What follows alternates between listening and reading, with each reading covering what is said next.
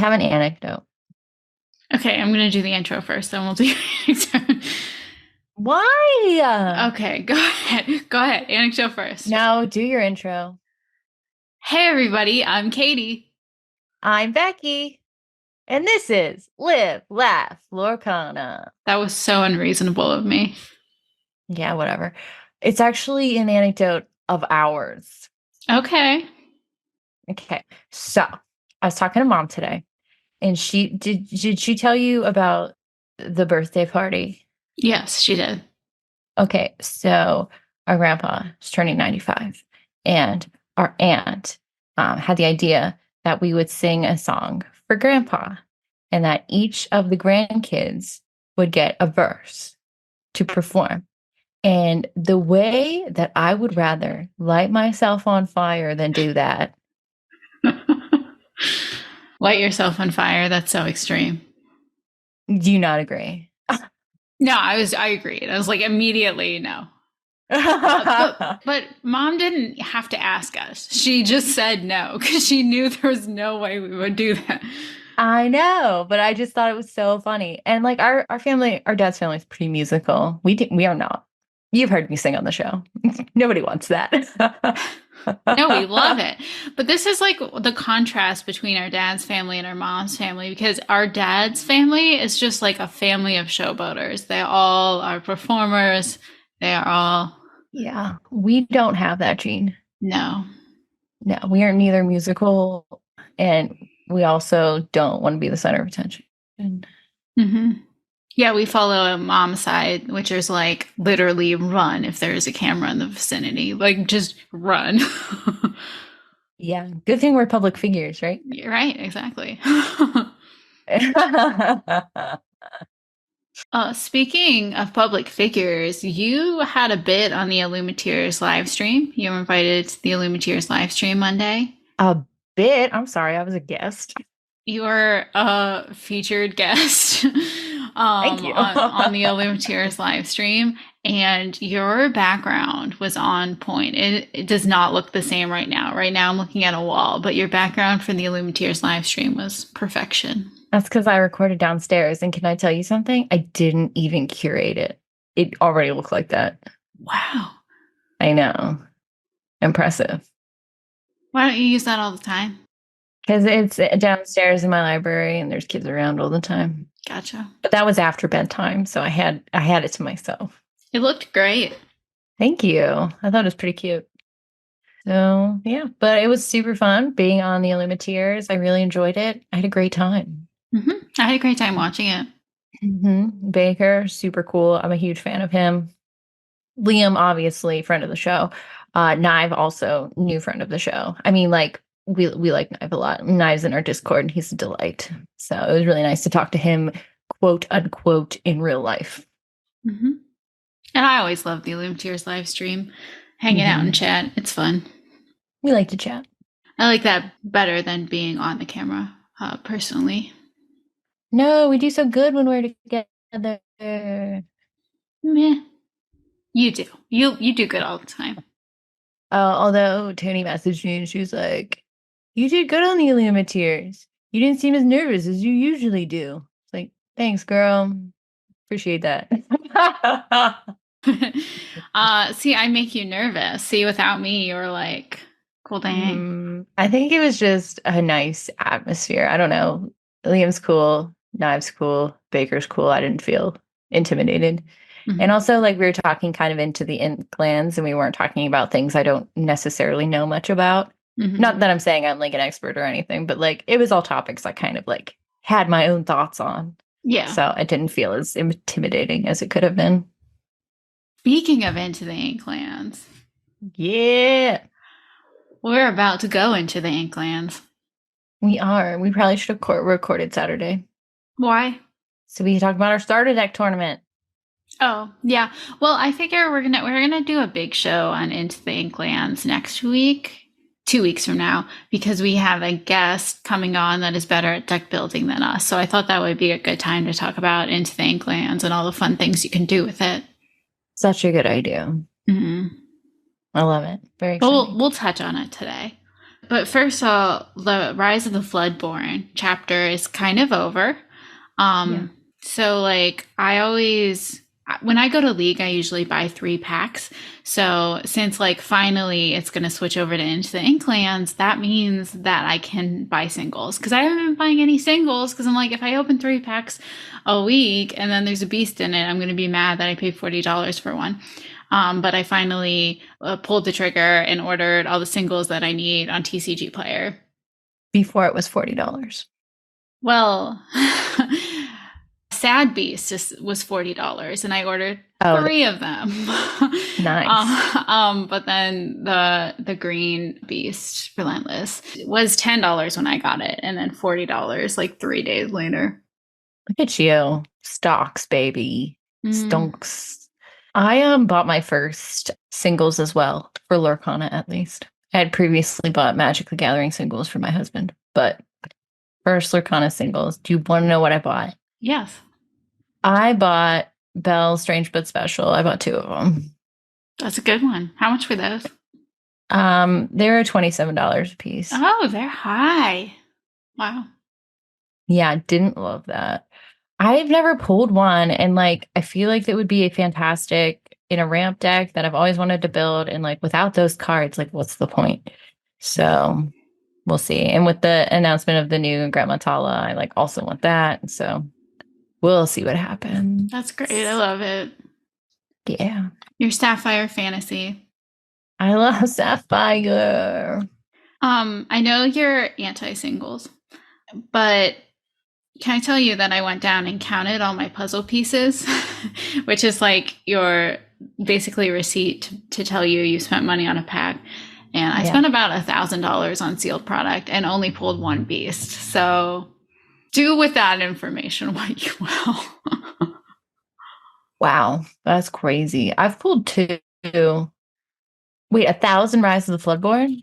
$1,000 of Rise of the Floodborn? Yeah. Damn. I probably did half that, actually. Mm-hmm. And I have 2 of them. Woo! Aren't you luckier than me? And 0 Mufasas. The only card in the set I opened 0 of is the second, well, now 3rd best legendary in the set. I actually had a realization recently that I'm going to say, even though it will ruin everything. Are you ready? Mm-hmm. I have literally gotten enchanted in every box I've opened.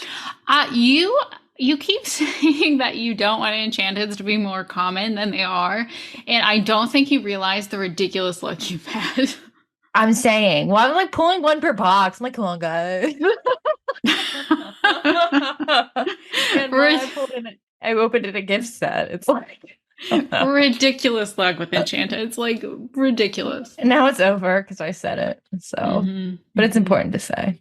Yeah, that's why I'm so, Now I'm like, now that I've seen the new enchanteds for Into the Inklands, I want more.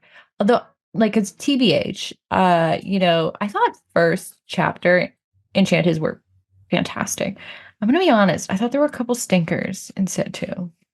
I wouldn't say stinkers, but there were some ones that I wouldn't be keeping.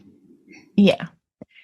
Set 3, pretty much all of them, like very excited about. Banger after banger. Banger after banger. Actually, I wanted to read a quote from Nicholas Cole that I retweeted on Twitter. Hit me. Nicholas Cole, of course, is a Lorcana artist known for like Aladdin Heroic Outlaw, Mickey Mouse Brave Little Tailor, like some of the most iconic art in the set came from Nicholas Cole. But he tweeted this on Twitter.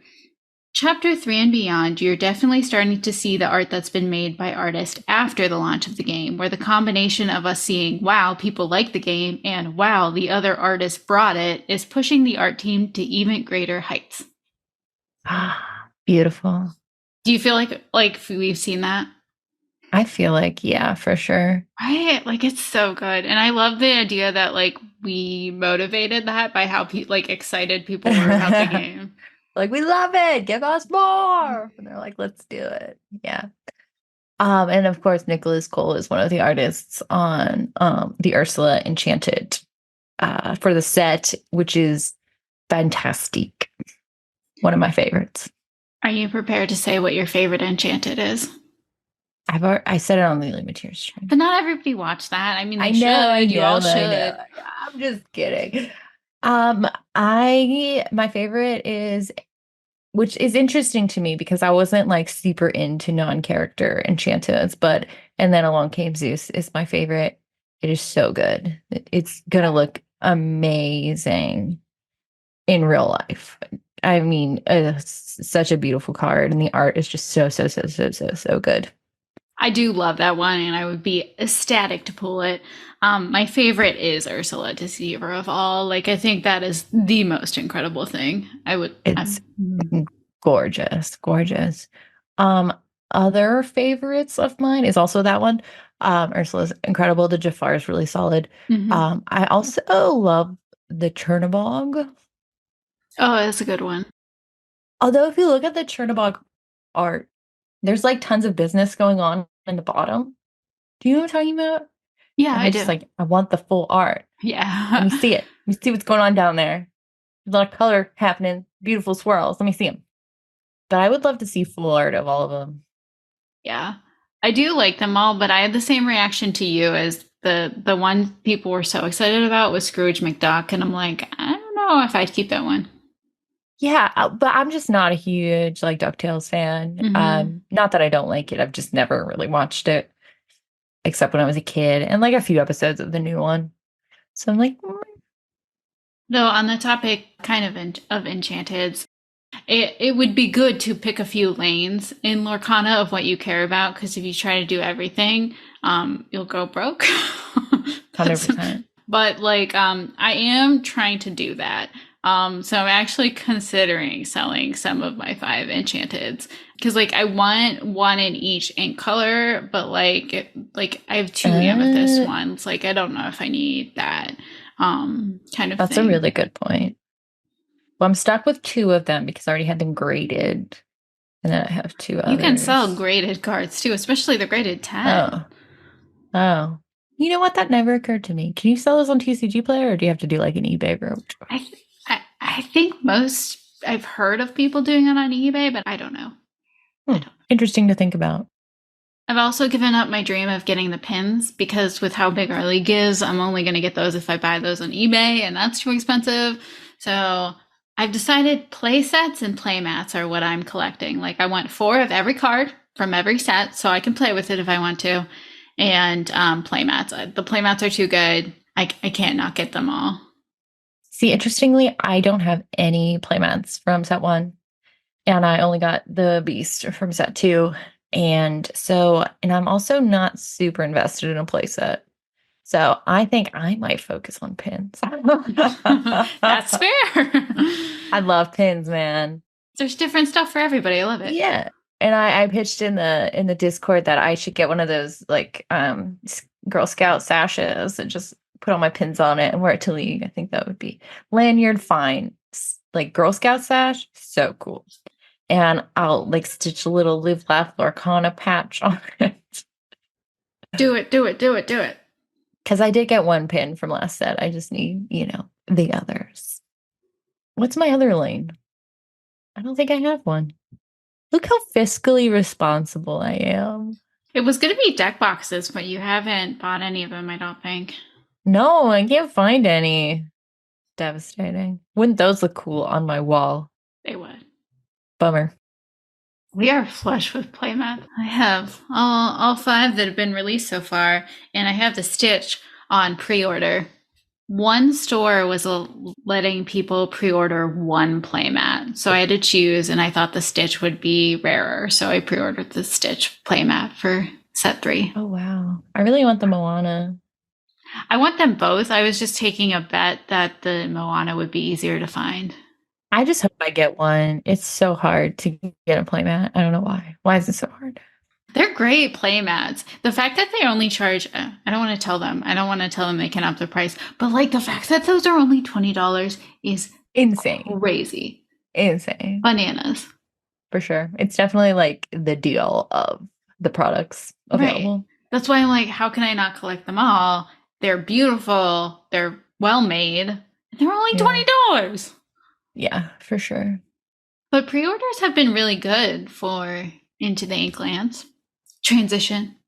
I've been able to order 2 boxes and a trove. I really want a gift set though.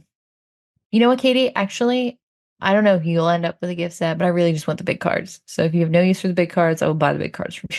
No, I have a big card binder now. I need the big cards. Dang it!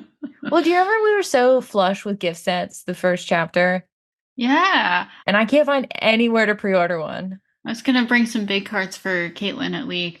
Oh, Because you I have should. so many. You should. But yeah, I've pre-ordered 3 boxes, the Trove, the Stitch playmat, and I had the opportunity to order way more boxes. I don't need more than 3 boxes at launch. I just need a gift set and the Moana playmat. That's good. It's nice to get some stuff out of the way so you're ready. I bought 2 boxes for Rise of the Floodborn. And I thought that was like a good amount. I don't think I need more than 2, but I'm also not going for a playset or anything. I have a random aside about pre-orders. 1 per household. Garbage. I dragged my husband all over town trying to get pre-orders, and then everyone's like, limit 1 per household, which I think is fine. It's fine because my husband has 6 other games, so he lets me do whatever I want with the Lorcana stuff. Like every once in a while, when Josh comes to League with me, I will usually make him a deck and hand it to him. He has other games. But if this was both our primary game, like we would need 2 boxes to maintain our marriage, you know? Like 100%. For sure. Yeah, Cody doesn't really play. He always has a deck. But he has a Great Mouse Detective deck. He likes a cute deck. He does a theme deck. He's not a serious business player. I don't think he's played since the last starter deck tournament. Oh, wow. Yeah. That's crazy. Is he going to remember how to play? I think so. I remember at the last starter deck tournament, everyone he talked to, he was telling them about our podcast, which was funny. He's our hype man, for sure. He's cute. I'm excited though. Starter deck.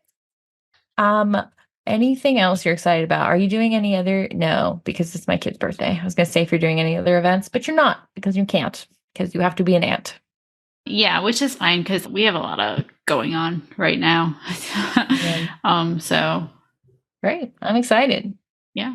No, I'm so excited. There's so much cool stuff to build with in Into the Inklands. Can't wait to start opening and talk about it more next week. Is there anything in particular you want to build once you open Into the Inklands product? Great question. Unfortunately, no, because my whole eyes on the prize, Glimmer Gauntlet is all I'm thinking about. Nice. There's no time for anything else. I'm the same way. There are no other decks other than a rare and under Amber Sapphire deck. Yep. Steel Ruby, but laser focus. Same. Yeah. Speaking of, everybody, go fill out your brackets for the Glimmer Gauntlet. So fun. Are you filling out one? I know we're not doing it publicly, but are you going to fill one out? Yeah. Like, I love March Madness style brackets. They're so fun. I want to post my predictions. I'm going to do a real one, and then I'm going to do one where we're in the finals together. I think we're not allowed to go public with ours, but maybe you can put the one where we both win. Yeah. No, I'm going to win. No, you can. It's fine. I'm excited to see everybody else's where they're like, for me.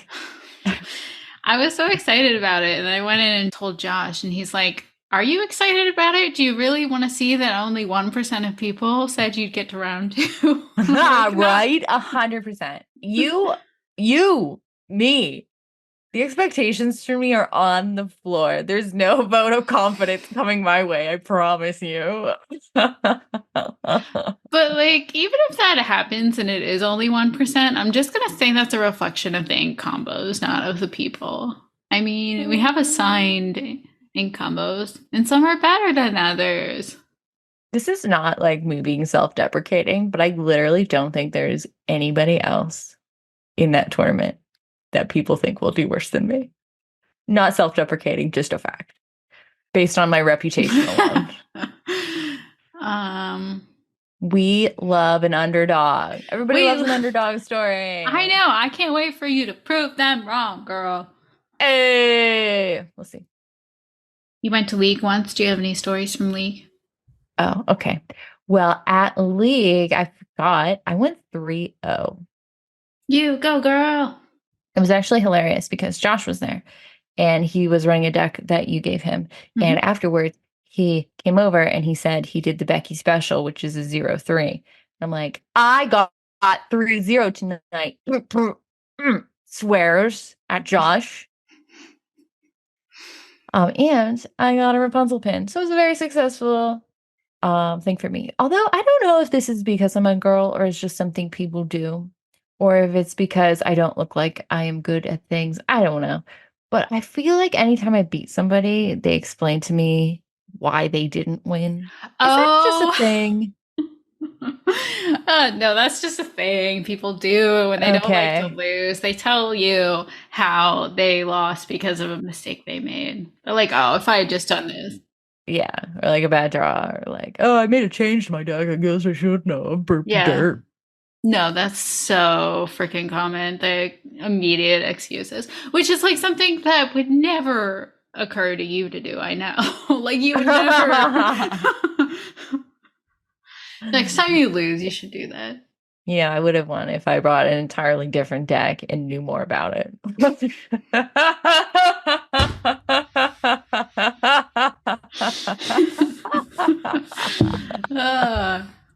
Hilarious. I should say that next time. You should. It's so good. Listener questions? Yes. Though I've been putting the interviews in between, like our opening and our listener questions. Do we like that? Should we keep doing that? Yeah, it's fine. And now a fabulous interview with Lorcana Fanatics, very well known as Dan and Lily. Really, really fun members of the community. Yeah, it was like, and Lily's an icon. She's just like so casual, but she's like an icon of the Lorcana community. I was so excited to meet her. I was too. She's awesome. And her dad is too. What a great family. Mm-hmm. We love them. It's a quick interview. We only talked to them for about 15 minutes. We know that Lily has a very busy schedule, so we want to, but yeah, so we'll have listener questions after that. Here's our interview with Lily and Dan. So today we are joined with Dan and Lily from Lorcana Fanatics. I know I often introduce our guests as Lorcana Fanatics, but these are the real Lorcana Fanatics. And we're so happy to have you guys here with us today.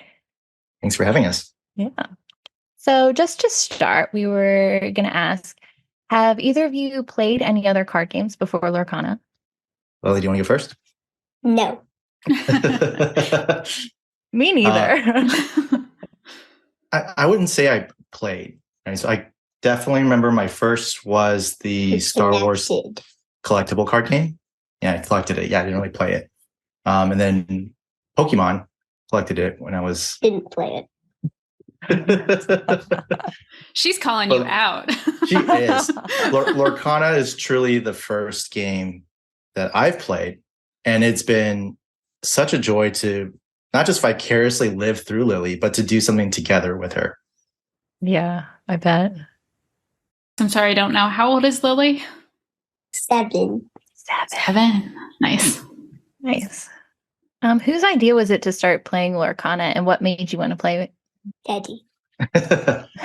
Yeah, so we have a next door neighbor who also has a daughter who is 8 and one of Lily's best friends. And he's been following Lorcana for, he's like B squared, right? A year plus. And I remember him talking about it. And I was like, oh yeah, card game. That's cool. It's Disney. Yeah, we like Disney. And then we kind of forgot about it. And then one day I was like, hey, Andrew, what are you doing this weekend? He's like, I'm waiting in line at this LGS. And I was like, what's an LGS? Oh, it's a local game store. And they have the pre-release for Lorcana. I was like, oh, okay. Can I come with you? And he's like, yeah, but it's like, I got to wake up really early to wait in line. I was like, well, I can't do that. And if we all remember, it was really hard to get product with the set 1 release. But that was how we first got introduced. And Andrew was able to get us a starter deck. and then we were off to the races. Oh, that's so cool. I love that. So we were going to ask some questions to Lily. The most important one, of course, is Lily, what is your favorite Disney movie? I have more than one. Share them. Yeah. Frozen 2, Tangled, Nice. and Atlantis. Atlantis. I love that. Those are great answers. Really good ones. Yeah. You must have been excited with all the new Atlantis cards then, huh? Yeah. Had you seen Atlantis before? Oh, yeah. So we just watched it after we started seeing all these card reveals. And I was like, you've got to see this movie. It's one of my favorites too. Nice. Oh. And Lily, what is your favorite Lorcana card? I don't have a favorite. No? Well, there's a lot of good ones to pick from. That's true. I don't know if I have a favorite either. There's too many I like. There are a lot of good ones. Do you have a favorite ink color? Amber. Amber, that's a good one. I also love Amber. That's my favorite. And so what kind of deck do you like to play? What color combination? Amber, amethyst, hyper aggro. Oh, good answer. I also like an aggro deck. We'll have to compare notes. And so, Lily, do you go to a Lorcana league? Yes. And what do you like about it? I like playing with other people. And my neighbor Vivian sometimes goes. Oh, that's cool. Do you ever get nervous? Not really. Oh, that's good. You're ahead of me. I love that. We all could learn from Lily. Yeah, for sure. Do you ever beat your dad? Yes. Ah, that's great. Yeah, I don't just let her win. She's good. That's awesome. And are you excited for Into the Inklands? Yes. What do you think about the locations? Are you excited to try those? Yeah. Cool. And why do you think more kids should play Lorcana? Because it's fun. Yeah. Yes. Honestly, if it's not fun, why would you do it? That's a really good answer. Yeah. Do you like collecting all the cards too? Yeah. That's a lot of fun. So Dan, we have a few questions for you. Why would you recommend other parents play Lorcana with their kids? That's such a great question. I think about those who listen to your podcast right now and those who might stumble on your podcast. I think if you're a parent who grew up with a trading card game of some kind, this is such a great way to bond with your kids. And it's a great way to share a hobby. And it's especially one that doesn't involve screens, right, which are so pervasive in our lives. So this is better than just like sitting down and playing Nintendo Switch or something else. It's like, I think it's also special to, with most hobbies with kids, kind of like as they get into like their 6 to 8 years old, they're doing soccer tournaments or dance competitions. But I think it's something really special to be able to play alongside them. That's something that I think that's different with trading card games. Yeah, for sure. I have two boys. They're almost one, and I also have a 2-year-old. And I'm hoping, like in the future, we'll have opportunities to do stuff like that. It would be really cool. Absolutely. And so, Dan, you seem like a natural at like the social media and the content creation. Have you made content before? So, not formally. I think I was an early tech adopter with Twitter back in 2009. Wow. And so have, been online in these online social communities for quite a bit. So I think that's actually more what I really enjoy, is more than creating like, let's say, YouTube content or streaming on Twitch. It's really being able to be online and bringing both online and in-person communities together over kind of like common interests or shared values. For sure. And you and Lily are such an important part of this community. Like it would not be the same without you guys. So love how active you are in both of those. I think you make such a great impact on kids and families. And it's really, really wonderful to see. Definitely. It warms my heart every time I see one of your posts, like giving an update about Lily. Yeah, it's wonderful. And has playing and making content for Lorcana changed you and Lily's relationship, or not changed, but like influenced it at all? Yeah, I think it's all net positive. Right? Yeah. I think when it was just Lily, before she had a little sister, we would do these daddy-daughter dates. And I think those were like usually a way for us to spend Saturday afternoon. And then, Annie came along and it was the pandemic. And it was like just a lot harder to kind of have that individual time. Then we all got busy with dance classes and other things happening on the weekends. And I feel like we're in a season right now where Lorcana is sort of our thing. And I think that's really special. We get to spend 3 hours at an LGS every Saturday when there's no birthday parties. And I think that's just given us that time back. I would say even listening to Lily talk as we were getting ready for this podcast, one of the things that makes Lorcana special is it's not just something she like really enjoys doing on her own, but it's something she likes doing with me. I think that really warms my heart. I think the other thing is, to other parents who listen, we're in a day and age where I think it's difficult to think about what is your child's relationship with social media. And so we've really kind of balanced that with, Lily's now 7. She can really make active choices about when does she want a post about her posted. And so for anyone listening behind the scenes, I'll share the posts that I share that have her, and she'll say, I don't want you to post that. And I'm like, okay, cool. That's fair. I won't post it. And then sometimes she'll say, I want you to post this. Right. And so that's been really fun to find that balance. Oh, I love that. That's like a really good way to approach it if you're posting about your kids. I love that. Yeah, really great. So what do you hope Lily gets out of their Lorcana community in regards to playing or creating content? Well, I've always found that online communities have yielded, I guess, some of the best friendships I've ever had. And so I really hope that Lily continues to develop those new friendships around the world, right? Both with the kids of other Lorcana content creators. She was just in a great YouTube video by the Illuminateers where they were doing some card reveals. And I think that was like her first time to see the kids of some of these, social media accounts that she's been following along with me. But I think when I look about how Lorcana's got at least a 10-year run, hopefully, right? And watching other TCG communities like Magic or Pokemon that have lasted over 10 years, it just really gives me hope that Lily can have something that follows her even as she goes through college. And that's just really special. Yeah, absolutely. Also, Lily did an amazing job in that Illuminateers video. That might have been one of my favorite videos I've seen since Lorcana came out.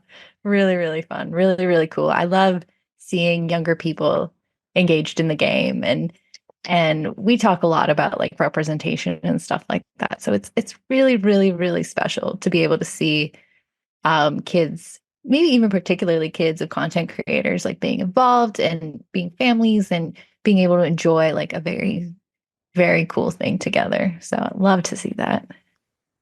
So you've started to host those Let's Talk About Lorcana Twitter discussions, which I know Becky actually popped into one and I listened to that and that was really fun. Can you just tell us a little about those? Sure. So Twitter X has a feature called Spaces. Allows you to kind of ad hoc or schedule an online space where anyone can kind of come on stage, and it's all audio, right? So I think that's one of the nice things. It's not this daunting task to get on stage and talk, but it kind of really just feels like a conversation that you can drive by and drop in. And so really because of my work schedule, I've been trying to find different ways to engage with the community more. Like hosting a YouTube live or a stream is just something that requires a lot more planning and curation of the creators and whoever else you're going to invite, like a panel. I just don't have as much time for that. And so what I love about Spaces is I can be in my car in my hour-plus commute and bring the Lorcana community together. And so kind of just, again, I think something that I really enjoy doing is bringing community together. And it's been an experiment, like just trying to figure out what's the right time zone, who wants to be part of it. And I've really been appreciative of the community that's been able to, say, hey, like, can you host another one? Can you host at this time? I've been trying to listen to that and try different things. But what's been especially wonderful is during card reveal season. This has been such a fun way for people to come together and just react to cards live. And again, it's like, you don't have to have this individual scheduled for your next podcast or scheduled for your next YouTube to be able to have them share their thoughts. And so I think that's been really fun, and kind of thinking about how to make that a little bit more structured, certainly for set 4, but also thinking about, like, in between this time, what do spaces serve a purpose for our community? Is it a place where we talk about the shifting meta? Is it more for people to share? And what I would love is that we get to a point where there's a consistent community that's online that helps to engage people who are curious about Lorcana. And maybe it's a parent who's like, my kid is into this thing. What do I do? And so they come on a spaces and they, almost like a radio show, ask their questions. And you have this incredible community of experts who are really into Lorcana, who are giving great advice. So that's kind of the kind of thought, and we'll see what happens.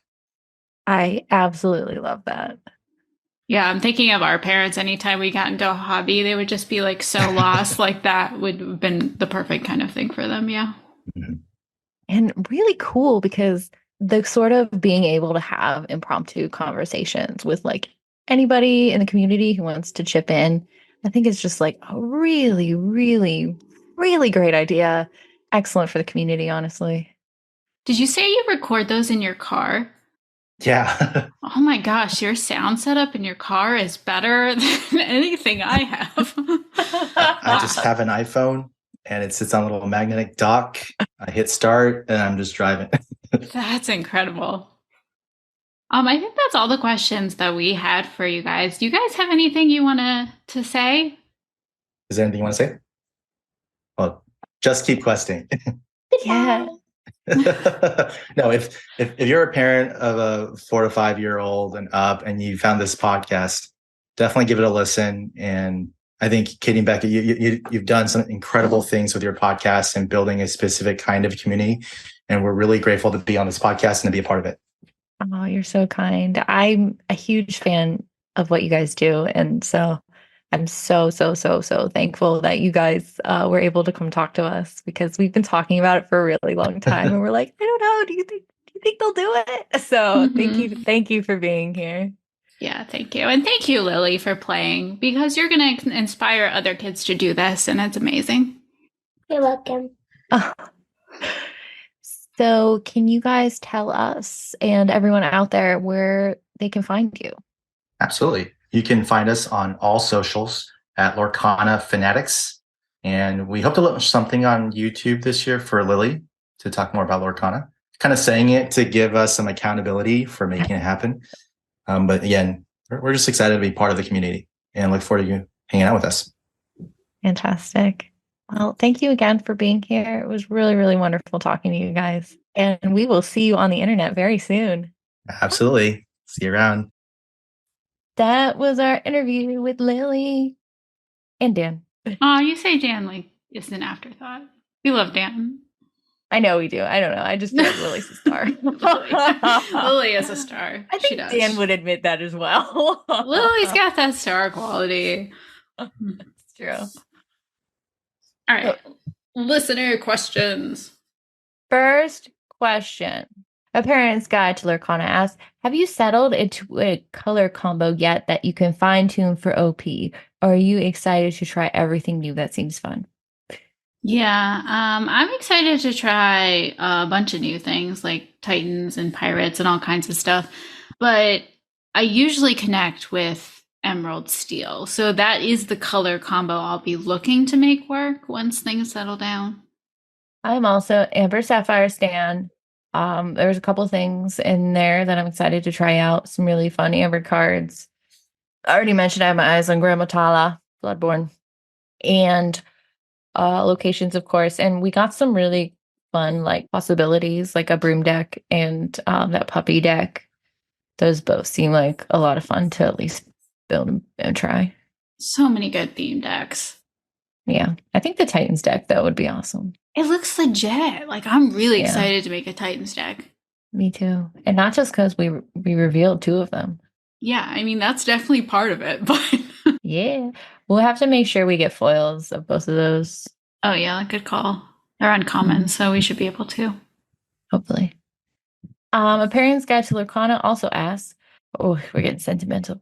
When you look back at all the ways you have given back to the community, entertainment, informative content, friendship, inclusion through the Discord, positivity that permeates the white noise and stands at the forefront of what a content creator could be, in parentheses. Okay, I love you guys, so I'm a little biased. What stands out as something or some things that you're most proud of? Aw, don't you just love this compliment disguised as a question? I do. So sweet. We love you, Chris. Thank you. Yeah, Chris is an angel. I'll say that every once in a while we get a note from a woman or a non-binary person who says something like listening to our podcast gave them the courage to go to League for the first time or something like that. And that means like everything in the world to me. Just like the idea that we could make someone who isn't comfortable in this space like a little more confident. Yeah, I love that. Yeah, for sure. Probably what I'm most proud of that we have that's fairly tangible, I think, is our Discord. I think it's just a really nice community. Everyone's really nice. I don't know if you saw today, somebody posted they bought their first Lorcana product and it was like a starter deck. And I was just like, and everyone was just like so hyped for them. And it was just so sweet. And I don't know. It's just like a nice place that I'm glad we have. Yeah, I love that too. Really, really cool. We love a community. Disney North says, I've heard mention of a sideboard. What is that? And do you think it is something that could come to Lorcana? May I go first? Yes. So I did not look up what a sideboard was. Mm-hmm. I'm going to tell you what I think it is. And you can tell me if this is true or not. I love this game. Okay, now that I'm thinking about it, because like I had an immediate thought of what it was, but now that I'm thinking about it, I'm like, I think I'm wrong, but I'm going to say it anyway. Because usually my guesses are decent. I don't know if you've noticed. I didn't feel confident about this one, but obviously sideboard will be extra cards you have, right? Yes. And so what they do though. So my first thought was like just having cards you can switch out in between games. But I don't think that's what it is. That's like exactly what it is. Oh, boy, I'm good. So I'll say how it works in Magic, which is very much like what you said. So I register a 60 plus card deck. Then I can register an up to 15 card sideboard. So when we sit down to play, I have to play the first game with my main deck. But after the first game, I can swap out stuff from my sideboard and I can swap out stuff again after my second game. It's a little different for Flesh and Blood because that's a best of one game. So what happens is we would sit down. The first thing we would do was say our heroes. I'll put it in Lorcana terms. Like we'll say our colors. I'll be like, I'm on Ruby Amethyst. And from there, you would sideboard that one time before our one game. So it's a little different, but. Yeah. For Lorcana, honestly, I don't need more stuff to think about, but I think it is an interesting idea. I thought it was interesting because Googly Glimmers said something I've heard a lot before, which is we have a sideboard choosing which cards you ink. What do you think about that? I definitely get what he's saying because like if it's ink fodder, if it's not necessarily like what you see is going to be useful later. So I get that. Yeah. Mm-hmm. I would agree with that, except some of the best sideboard cards are uninkable. Like there's like the Poison Apple that banishes a princess and the Sword of Truth that banishes a villain. Like both of those would be such good sideboard cards and they're uninkable. Yeah, for sure. So I think I'm on the fence. Honestly, I don't care enough to like take a side. I think it would be cool to be like, oh, I can play this tech because for my one bad matchup, I can swap out 15 of the cards to make it more playable. But at the same time, I kind of like that it's simpler and faster to not have a sideboard. And also it kind of makes deck building more interesting because you have to make hard choices and be like, I can only tech for one of these. I don't know. I kind of like the restrictions too. Yeah, that makes sense. I'd agree with you. What about prediction? Do you think we'll see one? I gotta say no. At least not for a long time. I just feel like it's not part of the game. Totally agree. I think they're trying to keep it simple and approachable. I think so too. Purple Sammy 17 as during the first chapter, it seemed to me personally that Mickey BLT was the preferred booster pack wrap. I noticed content creators and people locally would hype it up more, but you were excited for opening the BLT packs, would save those for last, etc. Personally, I did not notice the same trend for Rise of the Floodborn. Did you have a preferred pack when picking boosters for the first two sets? What design do you think you'll prefer in Into the Inklands? Why'd you choose that design, or do you not have a preference? Great question. I was actually very excited reading this because like I do remember that. Like everyone was about the BLT. Like Brave Little Tailor Mickey was like the iconic, character of that set. And it was funny because after I read this, I'm like, I literally can't name all three of the Rise of the Floodborn pack characters. Like I had to think about it. Yeah. Don't look. Whereas like, with the first chapter, it was like Elsa, Maleficent, BLT. Like, duh. I was going to ask if you favored the BLT. Like, no, particularly. Honestly, I feel like it gravitated towards Maleficent packs, actually. Like when they just hand you the box and you pick one. What about you? I gravitated toward the Elsa because I wanted to pull that legendary Elsa, and for some reason I thought for luck. Yeah. So did you have a preference for Rise of the Floodborn? See, this is where I was looking at the Rise of the Floodborn packs, and they're very similar. Like the color, there's no color palettes. change. Yeah, I'm glad for Into the Inklands they brought back the different colors per. Yeah, because I feel like that's why you couldn't remember. Is because they're so samey in the color palette. I maybe slightly gravitated towards Raya because I love that movie and that character, but like I'm with you, they kind of blend for me. Yeah. Because even the character colorings are very similar. I guess Beast, maybe if I gravitated toward anything, but I truly don't think I did. So, of course, for this set, we have Pirate Piglet, Jafar, and Minnie. Any preferences? They're all so good. They so beautiful. Yeah. I was originally going to be like, Minnie, Obvi, but no, that Pirate Piglet, I think is probably going to be my gravitational force. Exact same answer. Like I wanted to say Minnie, but I'm like, oh my god, I can't stop looking at Pirate Piglet. So cute. Love it.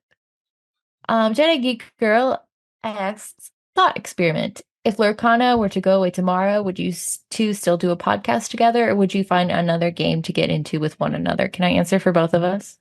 I was gonna make you answer first. Yeah. Oh, I'll answer for both of us. Absolutely not. Why do you say that? Are you kidding? I'm asking why you would say that. I know for me. I don't know. Like, this is our thing. We're invested in it. I really don't want to start over, TBH. Oh, it's the starting over part that But also, I'm going to be honest with you, Katie. This has caused us a lot of stress. Oh, yeah. Some more than others. Yeah. I'm the more. So if you were wondering, Katie's the more stressed. I wasn't sure what your answer would be. That's why I was going to make you go first. Did you really think I was going to be like, yeah, let's put us through this? Okay, what if I wasn't me and I was just like so chill and everything's great? I still don't think I'd want to. I can't see me caring about like, unless it was like, I don't know, a Dragon Age. Or, if it was a League of Legends TCG, maybe. But other than that, nah. I think in this hypothetical situation, I would try to find another hobby to do with you because I've loved having something to do with you and, But no, I am a horrifically socially anxious person, and putting myself out there on this podcast is so hard for me. Like, honestly, peek behind the curtain, I threaten to quit at least once a week, isn't it? It feels like it. It's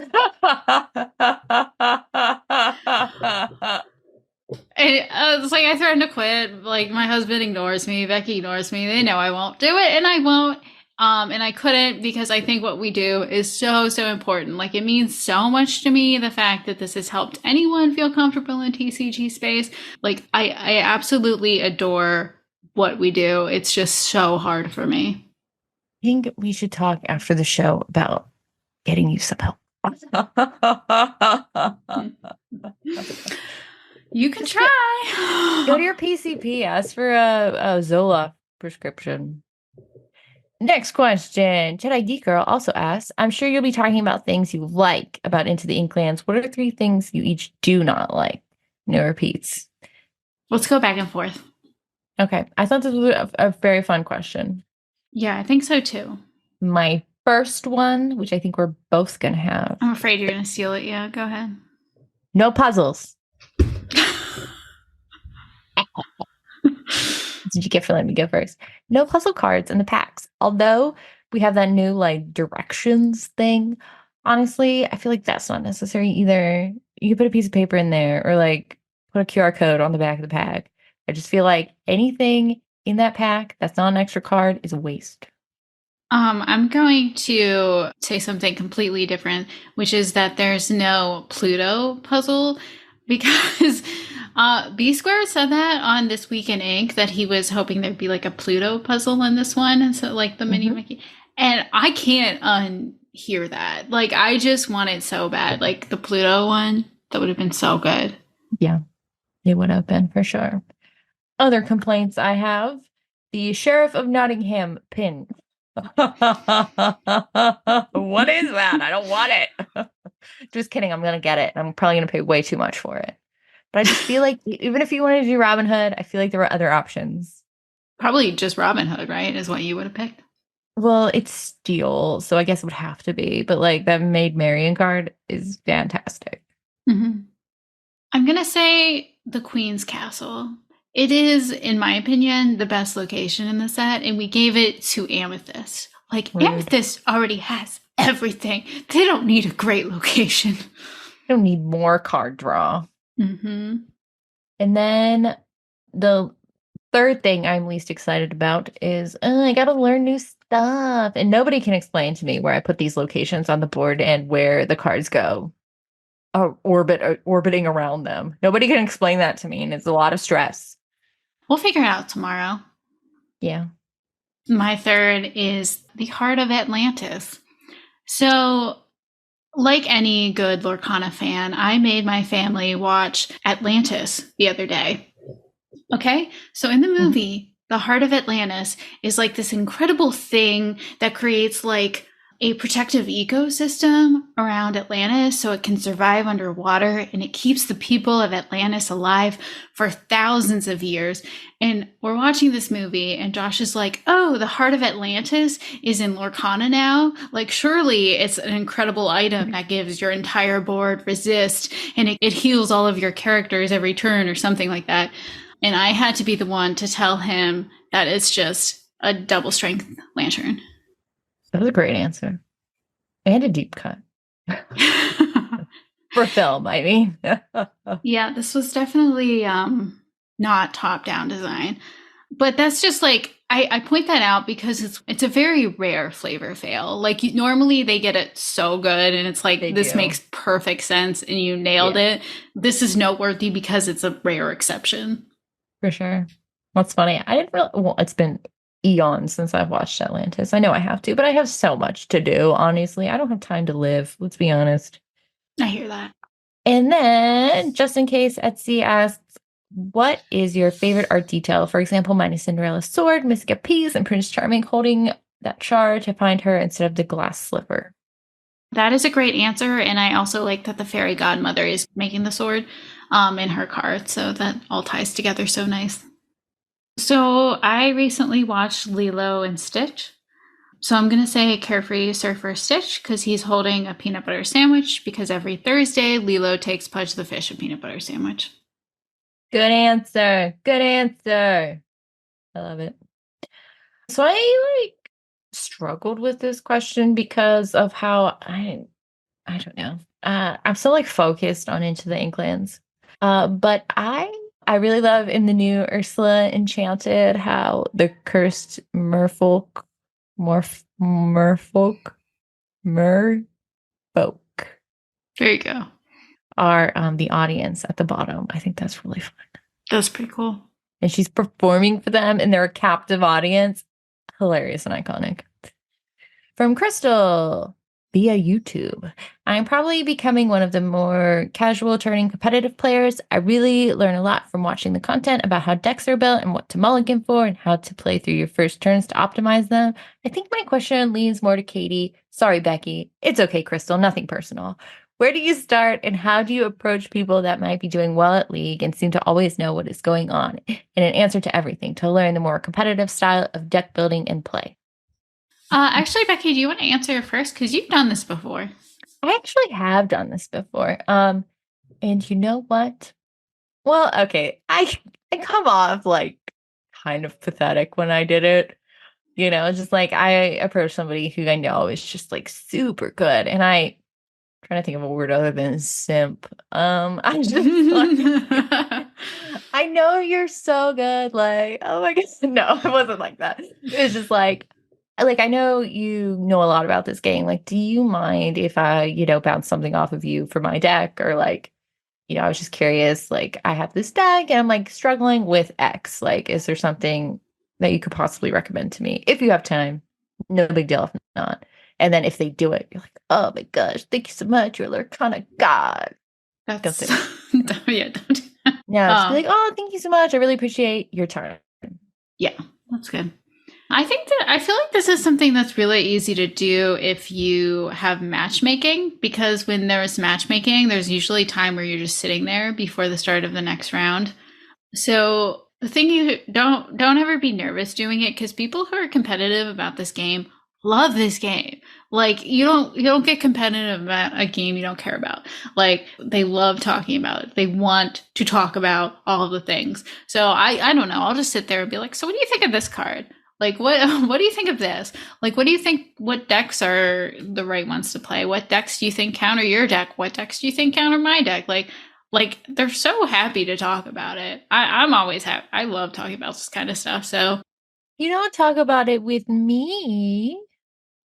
I'll talk about it with you anytime. Do you want to? No, not really. I have my princess meme deck, and that's kind of where I'm at. Yeah, but I will say I am socially anxious, so I don't learn that much from other people. I more learn from a lot of consuming content. There's a lot of good competitive content, competitive leaning podcasts. I'm going to throw out some names: Forbidden Mountain, Podcana, Ready, Set, Draw, Steadfast on YouTube.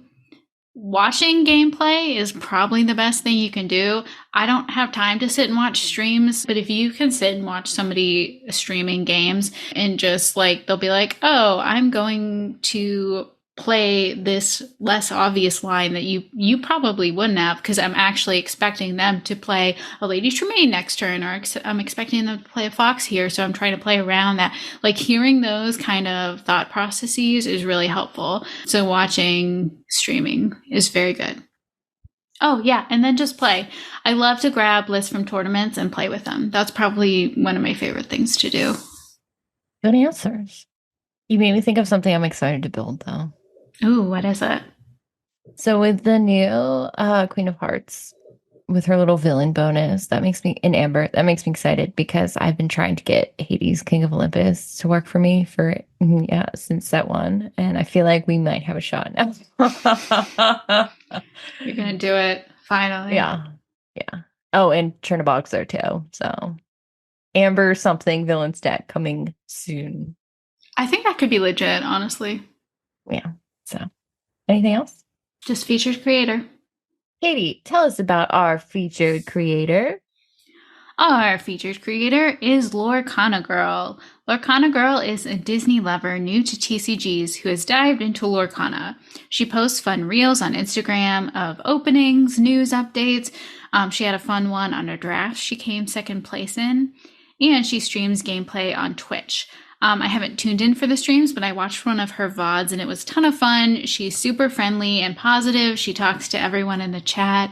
It was a very good time. Highly recommend checking it out. Be sure to check out Lorcana Girl on Instagram and Twitch. Well, that's our show, guys. Thank you for listening. Be sure to check us out on Twitter and Instagram and on YouTube for this. But on YouTube, subscribe wherever you get your podcasts. And check out our Discord if you're interested in hanging out. And until next time, remember to live, laugh, and lore.